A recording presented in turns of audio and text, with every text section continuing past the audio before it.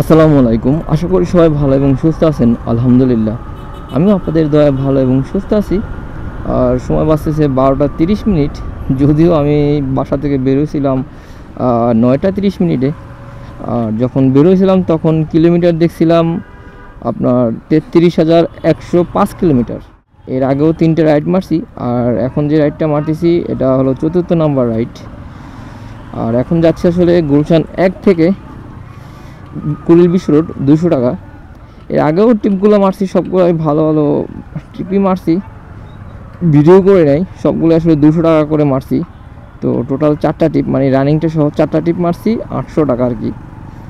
আর মাঝখানে বৃষ্টি হয়েছে, অনেকক্ষণ বসা ছিলাম।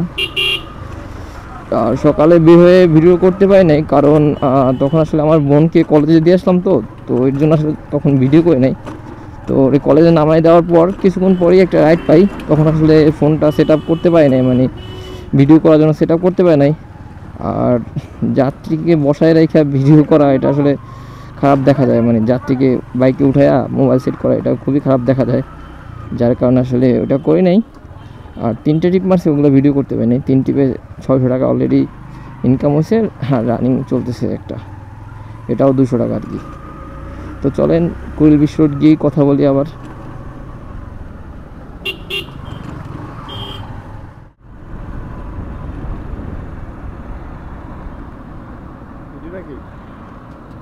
মনে হয় এইটা উনি কি নিয়ে দাঁড়ায় আছে? কি মোটরসাইকেল না প্রাইভেট কার? নোহা তো আশেপাশে। ওই যে আরে একটু আগে চলে আসি। 300 ফিটের মাথাতে এটা বলে উনি, তা একটু আগে, সমস্যা নাই ভাই। সামনে আগান, আমি সামনে দেন। ঠিক আছে, আসি, আল্লাহ হাফেজ।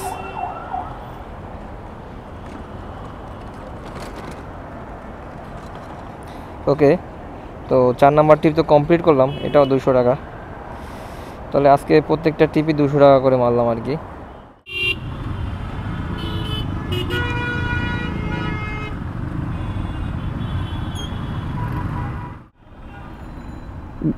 ভাঙতি নাই ভাইয়া, ভাঙতে থাকলে ভালো হয়।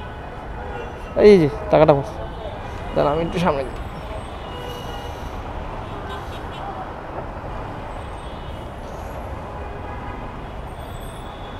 পঞ্চাশ টাকা আপনার কাছে কি 50 টাকা নোট? 50 টাকা খুঁজা নেই যে। ঠিক আছে, থ্যাংক ইউ ভাইয়া। ওকে, আল্লাহ হাফেজ।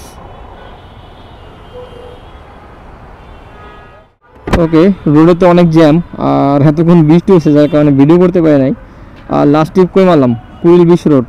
এই কুড়িল বিশ রোড থেকে আসলে যমুনা, মানে কুড়িল বিশ রোডের মোড়ে অনেক গাড়ি ছিল, যার কারণে ওখানে আর দাঁড়ায় নাই। পরে কি করলাম, ওখান থেকে যমুনা ফিউচার পার্ক গেলাম। তারপরে বৃষ্টি, মানে আর রাইড পাইছি ঠিকই, কিন্তু আমি নিই নাই, কারণ বৃষ্টিতে ভিজে গেলে তো রাইড মারা শেষ, তাহলে তার বাসা চলে যেতে দেবো। এর জন্য আসলে রাইড পাওয়া সত্ত্বেও আমি রাইড নিই নাই। পরে কি করলাম, ওখান থেকে আসলে যমুনা ফিউচার পার্কে যে দাঁড়াই, ওখান থেকে নিয়ে আসলাম ভাইয়াকে পরীর বাগ, মানে শাহবাগের আগে পরীর বাগ আর কি। এটা জায়গাটা দেখলে তো অনেকেই চিনবেন। তো এখানে নিয়ে আসলাম 250 টাকা যমুনা ফিউচার পার্ক থেকে। তাহলে আজকে আমার ইনকাম হলো কত, ওদিকে 800 টাকা হলো, আর এদিকে 250, 1050 টাকা। আর 150 টাকার তেল ভরছিলাম, যদিও তখন টাকা কম ছিল, যার কারণে 150 টাকা তেল ভরছি। আর এখন তো টাকা আছে, আবার নিতে হবে একবার। 150 টাকা তেল খুবই কম, মানে 1 লিটারের মতো। তো যদি আরও বেশি রাইড শেয়ার করি তাহলে নিব, আর যদি বাসায় চলে যাইতে তো গেলাম। তবে 1050 টাকা ইনকাম হলো, এটা ভালোই, বেশি সময় রাইড মারতে হয় না। তো টোটাল কটা রাইড মারলাম আজকে? ওইদিকে 4টা, এই একটা 5টা রাইড মারছি। গতকালকে মানে 5টা রাইডে 1000 টাকা হয়ে গেছিলো, 1030 টাকা হয়েছিল। আজকে 5টা রাইডে হলো কত, 1050 টাকা। যাক, ভালো, আলহামদুলিল্লাহ। আর দেখি আজকে 5টা পর্যন্ত রাইড মারার চিন্তা ভাবনা আছে, 5টা 6টা পর্যন্ত। বৃষ্টির কারণে রাইড আছে, প্রচুর রাইড আছে, কিন্তু আমি চাচ্ছি না আসলে বৃষ্টিতে ভিজতে। আঙ্কেল একটু সাইড দেন।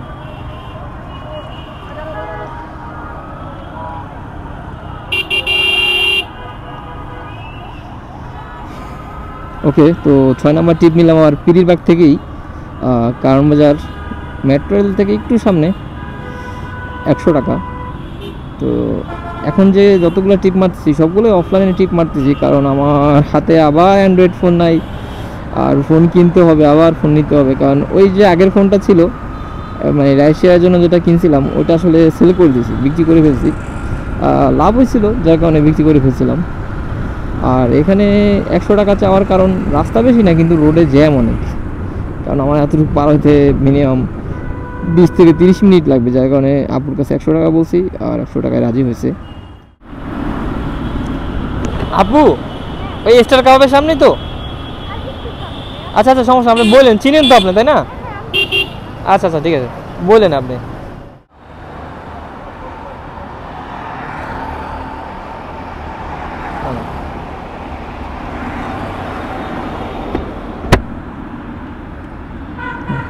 হেলমেট আপু, সমস্যা নেই, ঠিক আছে, আল্লাহ হাফেজ।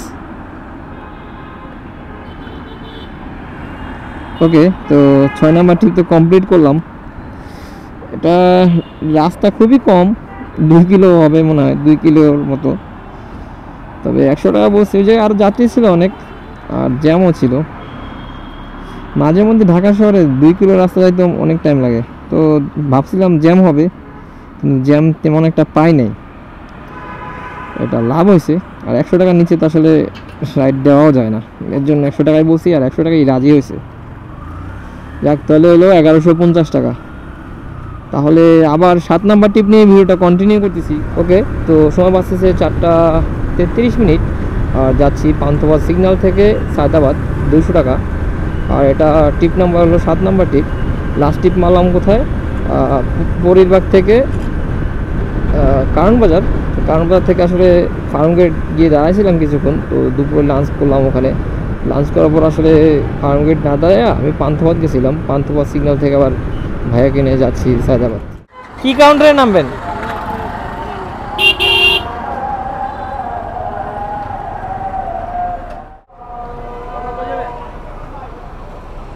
ধন্যবাদ।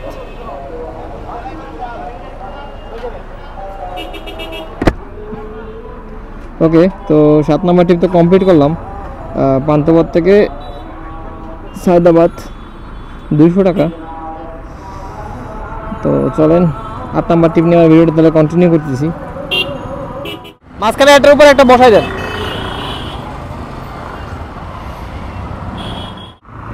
ওকে, তো 8 নাম্বার টিপ নিয়ে নিলাম সায়দাবাদ থেকে আর কি।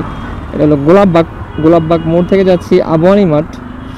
আর ভাইয়ের কাছে 300 টাকা বলছিলাম, ভাইয়া অ্যাপ দেখায় আর কি, নিয়ে অ্যাপসে, কারণ যারা অ্যাপ দেখায় আসলে আমি তো বেশিরভাগ সময় অ্যাপসে মারি, কিন্তু এখন যেহেতু ফোন নাই যার কারণে অফলাইনে মারতেছি। আর অফলাইনে মারলে একটু ভাড়া বেশি পাওয়া যায় তুলনামূলক, মানে অ্যাপের তুলনায়। আর অ্যাপে যেহেতু 180 টাকা দেখাইছে, ভাই বলতেছে ভাই 180 টাকা দেখে আপনাকে 200 টাকা দেবো। তো আমি আর কথা বলি না, রাজি হয়ে গেছি 200 টাকায়। ওকে, তো 8 নাম্বার টিপ তো কমপ্লিট করলাম সায়দাবাদ থেকে আবহানী মাঠ। তাহলে দেখি 9 নাম্বার টিপ কোথায় পাই, আর তাহলে কত ইনকাম হলো। টোটাল 1150 আর 200, তাহলে 1350 আরও 200, এই 1550 টাকা ইনকাম হলো আর কি। আর একটা টিপ মারবো, মিরপুরের দিকে পাইলে একবারে বাসা চলে যাব। তাহলে নেক্সট টিপ নিয়ে আমার ভিডিওটা কন্টিনিউ করতেছি। ওকে, সময় বাঁচতেছে 6টা, আর বাসা চলে যাচ্ছি আসলে, কারণ আমার বাইকে খুবই তেল কম, মানে 150 টাকা তেল ভরছিলাম সকালে, ওই 150 টাকার তেল দিয়ে মানে সারাদিন রাইড শেয়ার করলাম, 1550 টাকা রাইড দিলাম। 8টা টিপ মারলাম, আর তেল আসলে নিয়ে নাই। তেল আগেও অল্প ছিল, মানে 1 লিটার তো বললাম, মানে 150 টাকা 1 লিটার থেকে একটু বেশি। আর আগেও মনে হয় হাফ লিটারের মতো ছিল, আগেও তেল ছিল না একেবারেই। তো মানে টোটাল 1.5 লিটার তেল পুড়ছে আর কি, ধরেন 200 টাকা তেল পুড়ছে আজকে 1550 টাকা ইনকাম করতে। তো এখন তেল নাই, যার কারণে কোনো যাত্রী নিলাম না, যাত্রী নিলে নিতে পারতাম এখান দিয়ে, কিন্তু নিলাম না, কারণ যদি যাত্রী সহ তেল মানে স্টার্ট অফ হয়ে যায় তখন তো বিপদে পড়বো।